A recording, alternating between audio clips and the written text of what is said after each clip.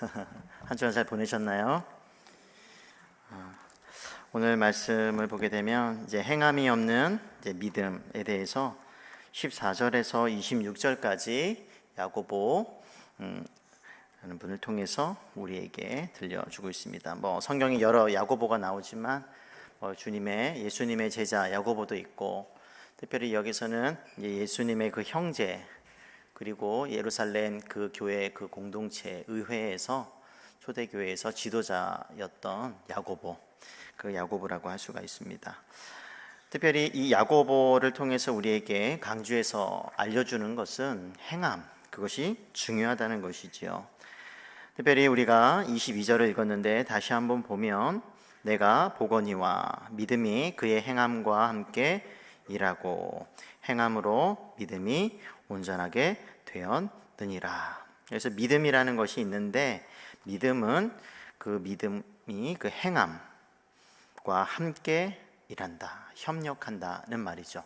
그러니까 믿음과 행함은 서로 뗄 수 있다는 말이에요? 아니면 항상 함께 가야 된다는 거예요? 함께 해야 함을 우리에게 가르쳐 주고 있죠. 그래서 행함이 없는 믿음은 불완전한 것이고, 그리고 부족한 것이고, 어떻게 보면 더 구체적으로 우리가 말한다면 있을 수 없는 것이다, 이렇게 강조해서 말하고 있어요. 특별히 여러분들 신앙을, 교회 다니는 것을 네 글자로 뭐라고 하는지 아세요? 신앙 땡땡이라고 말해요. 뭐라고 하는지 아세요? 신앙 생활이라고 하죠. 그러니까 믿음을 가지고 있다는 것은 반드시 믿음을 가진 사람들의 삶으로 그 믿음이 나타나고 또 증거되고, 그리고 많은 사람들이 그런 믿음의 행위들을 통해서 저 사람은 진짜 믿음을 가지고 있구나, 이런 것들을 알게 된다는 거예요. 그래서 우리는 믿음만 가지고 살아가는 것도 아니고, 또 믿음 없이 행동, 생활만 하는 사람들도 아니고, 믿음을 가진 사람으로서 합당하게 그에 걸맞게 그에 따르는 생활을 하는 믿음 생활을, 신앙 생활을 하고 있다는 것이에요. 이것을 잊으면 안 돼요. 우리의 믿음은, 우리의 신앙은 무엇으로 나타나야 된다고요? 행함. 그것이 14절에서 26절까지 계속해서 우리들에게 말해주고 있어요. 한번 17절 볼까요? 심지어 이렇게 결론적으로 말을 하고 있어요. 17절 같이 읽어보겠습니다. 시작.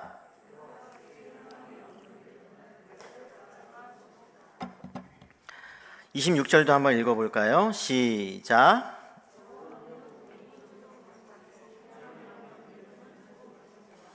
(17절과) (26절을) 가만히 보면 공통적으로 뭐라고 말하고 있어요? 행함이 없는 믿음은 죽었다, 이거죠. 자, 죽었다라는 표현이죠. 그러면 살아있다는 것과 반대말이잖아요. 그러면 반대로 행함이 없는 믿음이 죽었다면 행함이 있는 믿음은 살아있는 거죠. 언제나 성경에서 우리에게 믿음을 말할 때 살아있는 믿음을 말하고 있어요. 그러니까 무슨 말이냐면, 살아있다는 게 뭐예요? 자, 죽으면 뭘 할 수가 없죠? 움직일 수가 없어요. 숨을 쉴 수가 없어요. 살아갈 수가 없죠. 아무것도 할 수 없는 상태를 죽은 상태라고 말해요. 그렇죠? 그리고 존재가 사라졌다, 이런 표현도 쓰잖아요. 존재하지 않는다. 그래서 행함이 없는 것은 존재하지 않는 그런 무형의, 그리고 어떻게 보면 아무것도 할 수 없는 그러한 상태를 행함이 없는 믿음에 비유를 하고 있고요. 반대로 그러면 살아있는 믿음은 어떻게 드러날까요? 움직이죠. 그렇죠? 움직이고 다른 사람들에게 나타내 보이고, 그리고 숨을 쉬고, 어떻게 해서든 그 믿음이 드러나게, 행위를 통해서 드러날 수밖에 없다고 우리들에게 말해주고 있는 것이에요. 말해주고 있는 것이에요. 그래서 이렇게 행함이 없는 믿음과 행함이 있는 믿음, 심지어 26절에 보면 이렇게 표현되고 있어요. 영혼이 없는 몸이 죽은 것 같이, 이렇게 비유하죠. 행함이 없는 믿음은 죽은 것이다. 그러니까 영혼과 몸이 분리되는 상태를 죽음의 상태라고 말하잖아요. 우리가 죽으면 그렇게 될 거예요. 그래서 영혼은 하나님께로 가고, 우리의 육체는 땅에 이제는 티끌 먼지로 이렇게 땅에 남게 될 것이죠. 영혼은 죽으면 하나님께로 간다는 거예요. 그런 것처럼 죽음의 상태를 표현하는 것처럼 행함이 없는 믿음은 그와 같이 죽은 것이다. 17절과 26절을 이렇게 결론해서 우리에게 말해주고 있고, 여러 가지 그 행함이 없는 믿음에 대해서 말해주고 있는데, 먼저 방금 말씀드렸던 것처럼 죽은 것이다. 원래 없는 것이죠. 이런 믿음은 존재하지 않는다. 두 번째, 14절에 보면 유익이 없는 것으로 또 말을 해주고 있어요. 그러니까 행함이 없는 믿음은 첫 번째로 죽은 것이라고 결론적으로 우리에게 말해주고 있고, 두 번째는 아무런 유익이 없다. 14절 볼까요? 내 형제들아, 만일 사람이 믿음이 있노라 하고, 자, 있다고 말하는 거예요, 스스로. 만일, 가정법을 쓰죠. 행함이 없으면, 그러니까 행함이 없는 믿음에 대해서 말해요. 무슨 유익이 있으리요. 유익이 있다는 말이에요, 없다는 거예요? 없다는 말이에요. 행함이 없는 믿음은 살아있지도 않기 때문에 어떠한 본인에게도 유익을 주지 못할 뿐만 아니라 다른 사람들에게도 그 믿음이 유익을 주지 못한다는 것이에요. 그럼 여기서 한 가지 우리가 알 수 있는 게 있죠. 아, 내가 믿음 생활을 한다, 신앙 생활을 한다는 것은 반드시 자기 자신에게 유익이 될 뿐만 아니라 또 다른 사람에게 그 믿음 생활은 유익이 된다는 거예요. 이거 기억하셔야 돼요. 그러니까 혼자만이 아니라 공동체적으로 더 많은 사람들에게 그 믿음은 반드시 유익을 끼치는 대로 나아갈 수밖에 없는 속성을 가지고 있어요. 그래서 우리가 정말 살아있는 믿음이 있다면 나에게 유익이 되고, 더 나아가서 내 주변에 있는 사람들에게, 내가 속한 교회 공동체 안에, 더 나아가서 내가 섬기고 일하고 있는 일터에서, 더 나아가서 그 나라에게까지 그 유익이 어떻게 해서든지 적든지 많든지 간에 유익을 끼칠 수밖에 없다는 거예요. 그러면 나의 믿음이 괜찮은지 아닌지 판단해 볼 수가 있죠. 내 주변을 보면 돼요. 아니, 내 자신을 들여다보면 돼요. 나에게 그 믿음이 유익이 되는가? 아니면 내 가까운 가족들에게 그 믿음이 선하게 영향을 주고 있는지를 보면 되죠. 여러분 어떠세요? 어떠세요? 20절에도 비슷한 말씀을 하고 있습니다. 아, 허탄한 사람아. 이 말은, 허탄하다는 말은 무익한 사람아. 그러니까 유익과 반대말이 무익이잖아요. 무익한 사람아, 행함이 없는 믿음이 헛것인 줄을 알고자 하느냐? 네, 분명히 말하죠. 행함이 없는 믿음은 본인에게도 다른 사람들에게도 주변에도 그 나라에도 무익한 그런 존재로 살아가고 있다는 것을 우리에게 보여주고 있는 거예요. 헛된다, 텅 비었다는 거예요. 그러니까 텅 빈 신앙이라는 거죠. 알맹이가 없는, 그 안에 채워지지 않으니 자기 자신에게 울리는 꽹과리요, 다른 사람에게도 유익을 줄 수 있는 것이 아무것도 없는 비어있는 신앙생활. 그럼 이건 불가한 신앙생활이에요. 진짜 신앙생활을 하는 사람들은 텅 빈 채로 살아가지도 않을 뿐만 아니라 다른 사람에게도 줄 것이 없는 존재로 한순간도 살 수가 없어요. 제대로 된 신앙생활을 하게 된다면. 근데 그거 아세요? 유익하다, 무익하다, 헛되다. 어디서 많이 들어봤죠? 구약의 전도서. 그래서 야고보서는 별명이 있습니다. 신약의 잠언이다, 이거죠. 우리에게 교훈해 주는 거예요. 속담과 격언과, 그리고 참된 신앙생활을 할 수 있도록 우리들에게 수많은 격언들로서 교훈하고 있는 책이 신약의 야고보인데, 마치 구약의 잠언서와 같이 그런 역할을 하는 거예요. 이 잠언서와 같은 야고보가 우리에게 한 가지 계속해서 반복해서 강조해서 다양한 비유와 그리고 그 결과에 대해서 말해주고 있는 것은, 행함이 없는 믿음은 죽은 것일 뿐만 아니라 자기 자신에게 뿐만 아니라 다른 사람에게도 그가 속한 그 모든 곳에서 유익을 끼칠 수 없는 그런 무익한 존재로 살아갈 수밖에 없음을 우리들에게 가르쳐주고 있습니다. 여러분들은 어떡한가요? 도움이 되고 있습니까? 그래서 14절과 그리고 20절, 우리 16절에도 보게 되면 구체적으로 15절과 16절에 이런 예가 있죠. 만일 형제나 자매가 헐벗고 일용할 양식이 없는데, 예요, 예. 그러니까 행함이 없는 믿음, 죽은 그런 믿음, 그리고 유익을 끼치지 못하는 믿음의 실제적인 예를 우리들에게 보여줘요. 만일 형제나 자매가 헐벗고 일용할 양식이 없는데, 이럴 때 우리가 지난 시간에 무엇을 해야 된다고 말했죠? 구제해야 된다고 말했죠.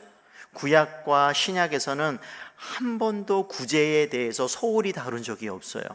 그래서 우리가 구제 헌금을 하는 것이고, 구제를 위해서 특별한 어떤 모금을 하는 것이고, 그 일을 위해서 우리가 가진 것을 쏟을 뿐만 아니라 나의 힘과 내 에너지와 같은 나의 헌신을 들여서 그와 같은 일들을 해야 한다고 말하고 있는데, 그런 상황이 왔어요. 그럴 때 16절, 살아있는 믿음과 죽은 믿음의 차이가 분명히 드러나게 됩니다. 16절이죠. 너희 중에 누구든지 그에게 이르되, 15절에 있는 헐벗고 일용할 양식이 없어서 도움이 절실히 필요한, 구제가 필요한, 도움이 필요한 그런 형제자매가 있어요. 그것을 보았어요. 그에게 이르되 평안히 가라, 덥게 하라, 배부르게 하라 하며 그 몸에 쓸 것을 주지 아니하면 무슨 유익이 있으리요? 없다는 거죠.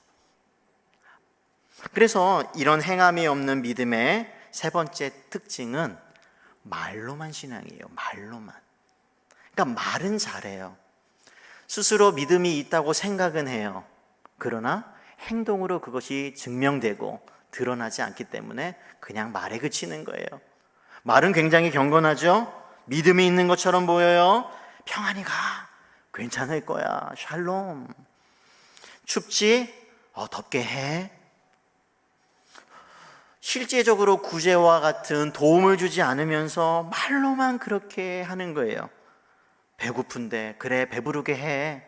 안녕, 다음에 보자. 그냥 여기서 멈추는 거예요. 여러분은 어떠십니까? 여러분의 신앙은 괜찮나요? 혹시 말뿐인 신앙에 속하지 않나요? 우리의 신앙생활을 한번 되돌아볼 필요가 있습니다. 말은 굉장히 경건하죠. 굉장히 거룩해요. 많은 그런 참된 지식을 갖고 있는 것 같아요. 수많은 교리와 기독교의 진리를 알고 있으면서 하나님께서 하라고 하는 그와 같은 아주 실제적인 그런 지침 하나, 작은 것에 불과한 그런 말씀에 순종하지도 않는 신앙생활을 혹시 하고 있지 않냐는 거예요. 내가 아는 것과 아는 것을 실천하는 것은 철저하게 다르다 말하고 있어요. 왜 그런지 아세요? 19절을 볼까요? 내가 하나님은 한 분인 줄 믿느냐? 유일하신 하나님. 신명기 6장 4절에 나오는 여호와는 한 분이시다, 이런 아주 위대한 신앙의 고백, 유대인들이 그토록 붙잡고 있는 말씀 뿐만 아니라 우리도 붙잡고 있는 말씀이죠. 유일하신 하나님, 여호와 하나님 신앙을 우리에게 가르쳐 주는데, 믿느냐? 잘하는도다. 칭찬을 해요. 그래, 잘 믿는다. 그 다음이 중요하죠. 귀신들도 믿고 떠느니라. 무슨 말일까요? 그런 기독교의 아주 근본적인 진리는, 교리는 귀신도 알고 떤다는 거예요. 무슨 말이에요? 귀신도 믿고 떠는데 우리는 안 떠요. 믿기는 믿어도 떨지 않아요. 두려워하지 않아요. 그러나 귀신은 두려워합니다. 귀신 들린 자들이 예수님을 보았을 때 어떻게 했죠? 당장에 무릎을 꿇습니다. 당장에 알아봅니다. 그리고 자신을 파멸하지 말라고 구걸합니다. 이게 귀신들이에요. 악한 영들이에요. 근데 우리는 어떠합니까? 하나님은 어떠한 분인 걸 알고 있어요. 그러나 두려워하지 않아요. 경외하지 않아요. 무릎을 꿇지 않아요.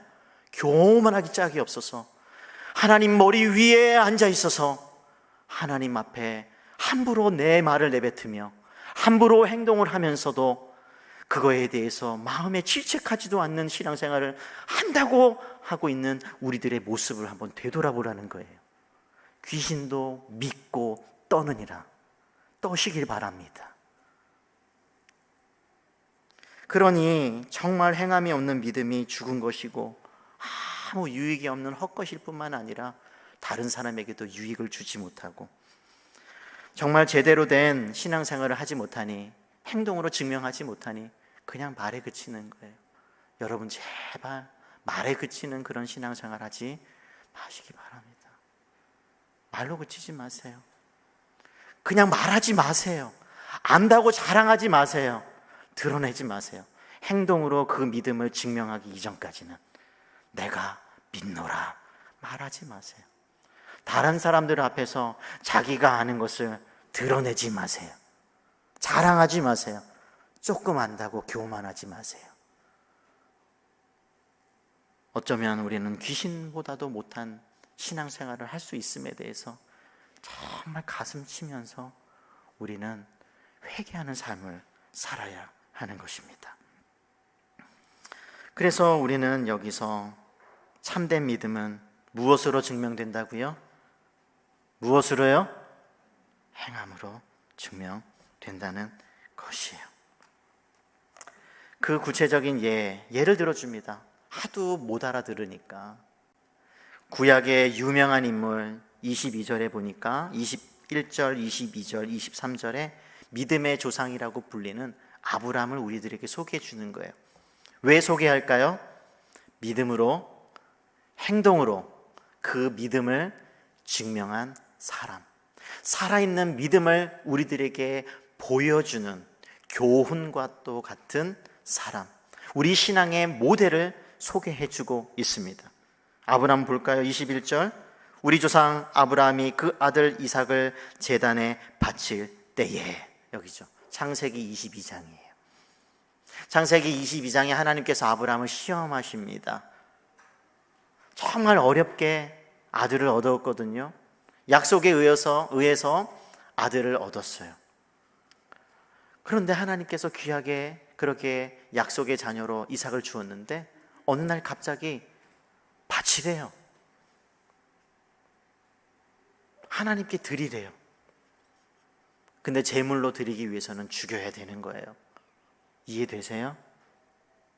근데 아브라함은 어떻게 하죠? 순종합니다. 행함으로 15장 6절에 나오는 그가 아브라함이 하나님을 믿으니 그것을 하나님께서 의로 여겼더라.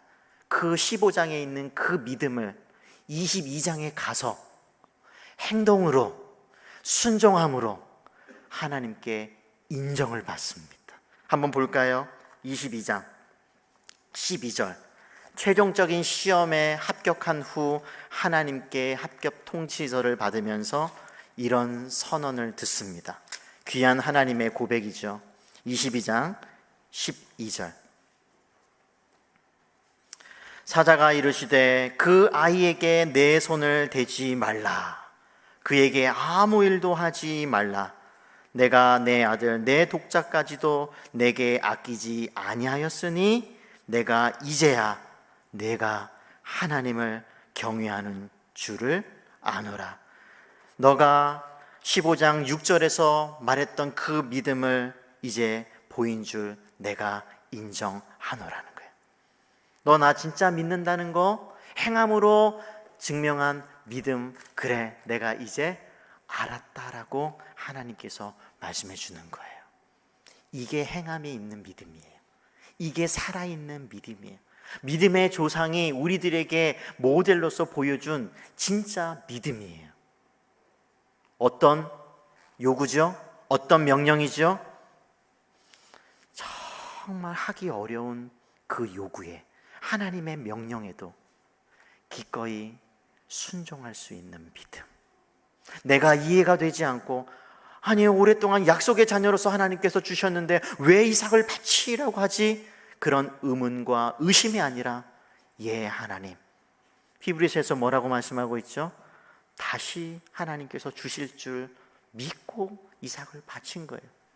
그래서 살아있는 믿음을 아브라함이 보여준 겁니다. 이게 믿음이에요.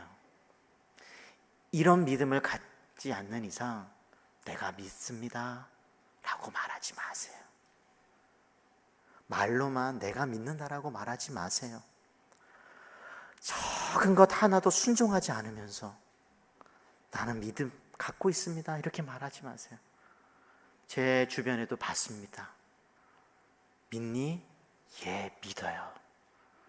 믿음의 행위는 하나도 하지 않으면서 믿는다고 말로만 행하고 있는 사람들을 많이 보았습니다. 제 가족 중에도 있어요. 그러나 나중에는 참된 믿음을 갖더라고요. 그러나 시간이 오래 걸렸습니다. 하나님의 은혜죠. 말씀을 맺으면서 여러분들에게 도전하고 싶습니다. 버킷 리스트라는 게 있죠. 죽기 전에 내가 무엇을 해야 되지, 하길 원하는 것들을 기록하고 하나씩 실행하는 것이 한때 유행한 적이 있습니다. 지금도 그러하더라고요. 그러나 우리가 버킷 리스트보다 더 중요한 것이 있습니다. 순종 리스트예요. 여러분, 지난 한 주간 어떤 순종을 했나요? 주일에 와서 한 번, 오전 오후 한 번, 두 번, 아니면 세 번 예배하는 것이 신앙생활 다 했다고 혹시 생각하지 않나요? 아니에요. 그건 당연히 하는 거예요. 예배하는 거 말고 예배자로서 주간에 하나님께서 요구하시고 있는 그와 같은 순종 몇 개나 하셨습니까?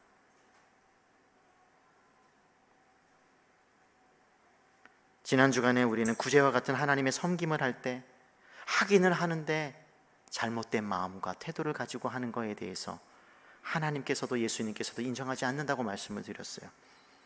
오늘은 그와 같은 행위도 안 하는 것에 대해서 하나님께서 우리들에게 말씀해 주는 겁니다. 여러분 어떤가요? 얼마나 순종하고 있습니까? 아브라함은 그런 살아있는 믿음을 보여주었을 때 하나님의 친구라는 별명을 얻습니다. 2장 23절이죠. 야고보서 한번 다시 볼까요? 인정받는 그런 신앙생활을 하게 되면 하나님께서 이렇게 우리들에게 불러줍니다. 2장이죠. 23절입니다. 이에 성경에 이른바 아브라함이 하나님을 믿으니 이것을 의로 여기셨다는 말씀을 이루어졌고, 하나님께서 단순히 인정하는 데서 머물지 않아요. 뭐라고 하죠? 그 다음에 같이 읽어볼까요? 시작. 그는 하나님의 벗이라 칭함을 받았나니. 살아있는 믿음, 행함이 있는 믿음, 남들에게 유익을 끼치는 믿음, 그런 믿음 생활을 하게 되면 하나님께서 벗이라고. 혹시 벗이 무슨 말인지 알아요? 친구. 근데 그거 아세요? 구약 성경에서 친구라는 말은 없습니다. 어디서 온지 알아요? 사랑한다라는 단어에서 옵니다. 분사형이에요. 사랑하는 자. 그러니까 아브라함은 그냥 친구라고 불리는 것이 아니라, 친한 친구 정도의 그런 것이 아니라 하나님께서 직접 내가 사랑하는 자야 라고 불리는 거예요. 순종하는 사람에게, 행함으로 그 믿음을 증명한 사람들에게만 이런 칭호가 붙게 됩니다. 그렇지 않은 사람들 어떻게 불리는지 아세요? 4장 4절에 가늠한 여인들아, 세상과 벗된 것이, 세상을 사랑하는 것이, 세상과 친구되는 것이 하나님과 원수됨을 알지 못하느냐? 여러분들은 어떠합니까? 적든지 많든지 맡겨진 일에 신실하게 충성하게 순종하고 있나요? 이제는 순종하시기를 바랍니다. 우리는 달란트 비유를 통해서 한 달란트 받은 사람이 일하지 않는 것에 대해서 예수님께서 마지막에 오셔서 심판하셨던 것처럼 그와 같은 심판을 피하기 위해서라도 우리는 하나님께서 우리에게 맡겨주신 일에 대해서 적든지 많든지 순종해야 됩니다. 행함으로 믿음을 증명하는 여러분들 다 되시기를 바랍니다. 세상과 친구 되지 마시고요. 하나님과 친구 되시기를 축복합니다. 기도하겠습니다. 하나님 아버지 감사합니다. 오늘 우리가 행함, 순종으로